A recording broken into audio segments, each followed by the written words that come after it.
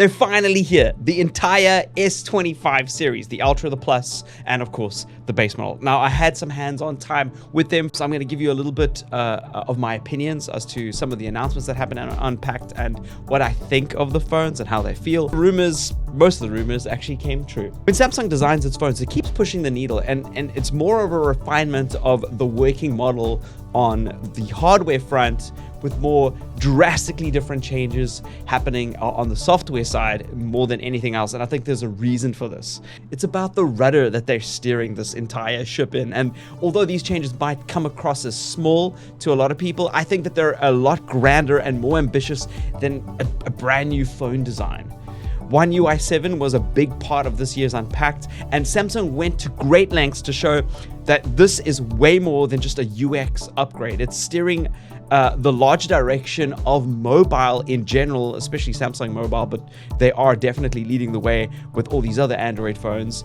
And they've overhauled the core of One UI 7's framework to a way more practical AI-driven system. It's actually very cool. They showcased the natural evolution of AI, where it's been going over the past couple of years from being a static, very specific, Google Assistant that we're used to, that we've grown accustomed to over the past, I think 10 years that we've used it for, to a more contextual, interoperable artificial intelligence that acts as an agent, one that understands that what you're asking and applying it to the real world circumstances that you're in. It's designed to understand you more and understand the context with which you speak. An example would be to interpret a photo, for instance, of a garden plant that you've taken, identify if there's something wrong with it, so you can ask it with natural language if there's something wrong with it, and then send that answer over a text message potentially to a family member who wanted to know that information in the first place. And you can do that all with one voice prompt. So it's multiple apps working together, and the Galaxy AI understanding the context with which you're asking it. This is the start of something huge, and I believe it's going to see its way into newer technology like glasses, for instance, with cameras on them. It's the seeds of what's probably going to be replacing these mobile phone devices in the future. Now, I'll give my full thoughts once I give you the specs of the devices, so let's jump straight into that. So, for the Galaxy S25 base model, we're looking at a 6.2-inch Full HD display with Corning Gorilla Armor 2 and 256 gigs of storage. It comes with a triple camera array, a 50 megapixel wide angle, a 12 megapixel ultra wide, and a 10 megapixel telephoto lens. The front-facing camera is 12 megapixels. I wish that was a little bit bigger, but the AI is doing a good job. The S24 series selfie cameras are great. This time round are as muted, unfortunately, as last year's, but they are very refined, and I think a lot of people like the less risky colors. There's a silver shadow, a mint, an icy blue, and a navy. The Galaxy S25 Plus is very similar to the base model, spec-wise and color-wise. In fact, it's exactly the same color-wise. It comes with a 6.7-inch Quad HD display, a 50 megapixel wide camera, a 12 megapixel ultra wide, and a 10 megapixel telephoto lens. And just like the base model, the front-facing camera is also 12 megapixels. The colors are exactly the same, as I've said, as the base model, but the Galaxy S25 Ultra is actually where the party is at here, with a 6.9-inch Quad HD Plus display, a 200 megapixel wide camera, a 50 megapixel ultra wide, which functions as a macro lens as well, an improvement on the 12 megapixel macro lens that's on the S24 Ultra over here, a 50 megapixel telephoto lens with 3x zoom, and a 10x optical quality zoom, which is just basically like a digital zoom, but Samsung have been really doing really well with this. And there's also another 10 megapixel telephoto on the back, as well as a 12 megapixel front-facing camera. There'll be a 512 gig and a 256 gig model. Both of those don't have expandable storage, unfortunately, but it is what it is. Color-wise, there's titanium black. Yes, it's my favorite color. And then there's titanium gray, titanium silver blue, and titanium silver, which sounds like the name of one of the X-Men. Bluetooth has been removed from the S Pen, which sucks in my opinion. It means you can't use the gestures, but also use your pen as a camera trigger, which is something that I used to do quite frequently, and that's a little bit disappointing. But you still have hand gestures, so I guess that problem is solved for. The S25 Ultra has a 5,000 milliamp hour battery, but with the help of AI, I'm pretty certain that it's going to have a much better battery life than the S24 Ultra, more optimized, and that's happening more frequently. That's something I'm going to have to test in a review, so stick around for that. The camera has some notable additions, including 10-bit log HDR recording for more serious filmmakers, and I can't wait to get my hands on it finally. There's also going to be 8-bit SDR. As far as camera performance goes, I can't wait to get my hands on it and review it. So stick around for that video as well. I'm pumped. Also, I'm really excited to see what people do with it. And also, I hope that they do better with the log like integration than Apple does, because I think a lot of people don't understand log. It's filmmakers that do.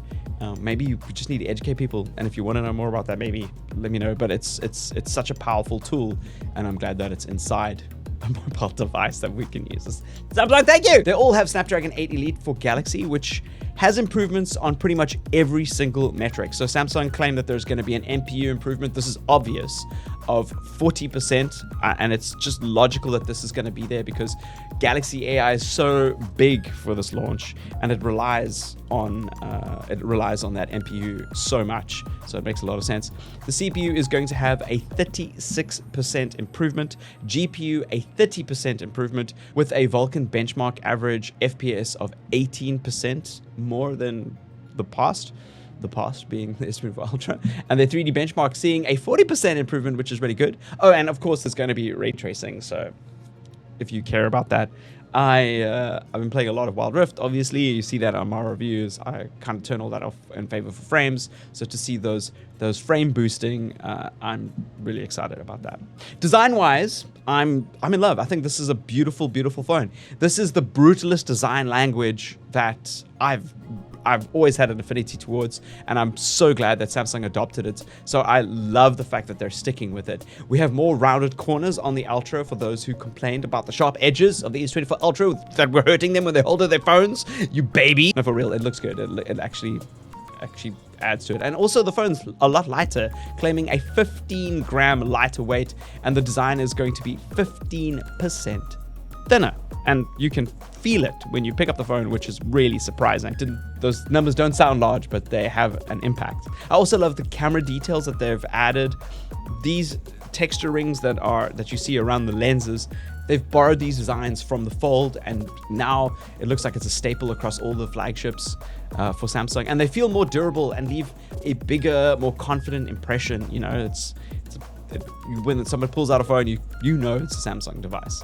Now, Galaxy AI and One UI 7, I think we actually really need to talk about this. This is clearly the biggest part of these devices. It took up a huge part of the stage time, and I understand why. It's working throughout the device to optimize not only the performance of features like using AI to remove specific types of audio noise out of footage, it's called audio removal, or to analyze photos in your gallery for contextual improvements for information that you need, like that gardening example that I gave you a little bit earlier.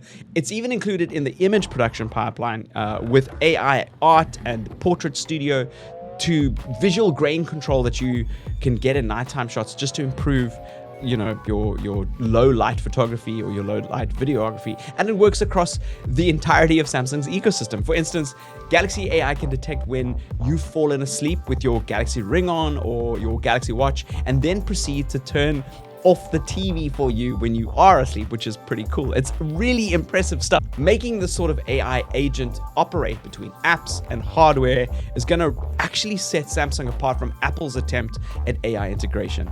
This is the most practical and meaningful way to engage with artificial intelligence, and I can't wait to try as many of these things as possible. The Galaxy AI agent responds to natural language prompts, so it can infer your meaning and execute actions across apps and hardware depending on the context of what you're saying and how you say it. Like, you could say it's really cold in here, and Galaxy AI could automatically, or it could ask you, you know, if you'd prefer to have that happen, that it can turn off an aircon in the room for you if you've got a smart aircon like we've got over here, or change the temperature of the climate in the room, which is awesome. And this conversational approach, I think, is the future, because engaging with technology is extremely difficult to execute because it requires really binary understandings of language, and we've seen that with Google Home and talking to Google.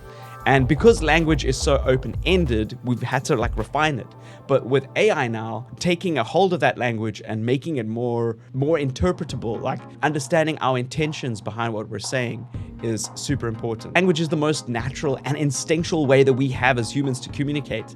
Is like typing on a keyboard or touch screens or whatever isn't the most instinctual way. And we can ask technology to do things for us because it fulfills purposes for us. And to ask it with natural language makes sense. But our challenges have been that we don't know how to interpret natural language because we have, hundreds of languages, if not thousands, and all of them have different ways of deriving intent. And that's really what AI needs to do. And because Galaxy AI works across the entirety of the Samsung ecosystem, it has the capacity to control any device on the SmartThings network, which includes dishwashers, it includes washing machines, it includes air conditioners, it includes so many amazing things. This is really, really the start of something really incredible. The Now bar that you might have seen leaked and that people are talking about is a big focus of where this AI is going to happen.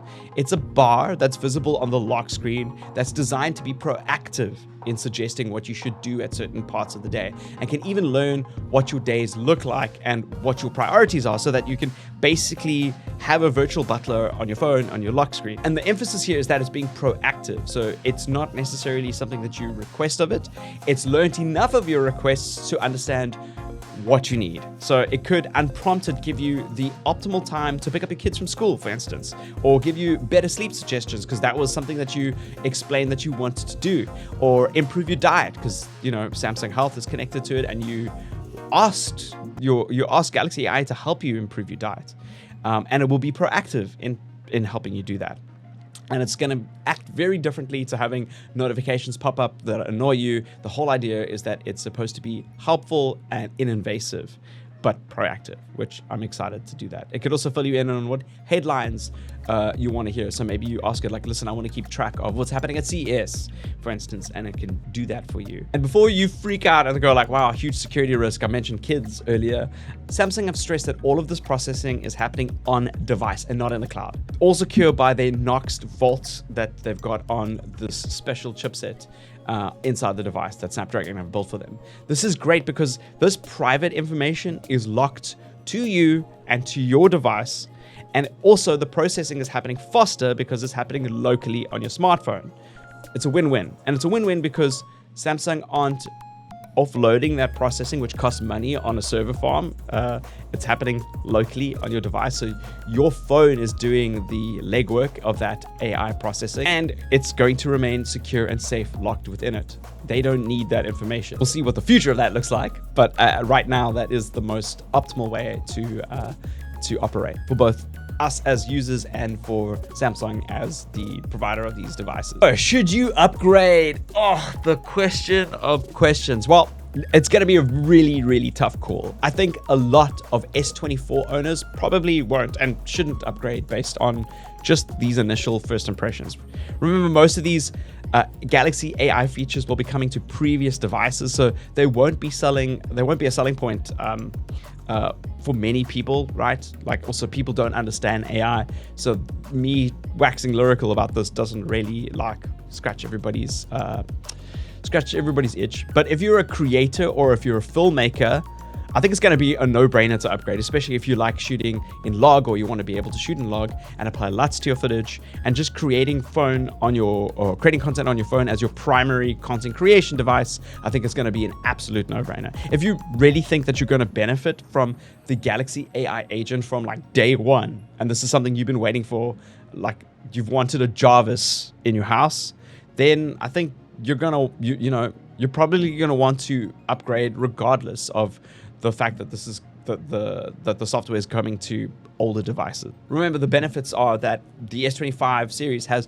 drastically improved NPUs, in the Snapdragon 8 Elite for Galaxy. So it's going to work much, much better and be, designed for function with AI. I think S24 Ultra might might be a bit slow. I don't know. Maybe it's a video I should be making. But the S25 Ultra is built from the ground up to handle those kinds of tasks and have that local processing.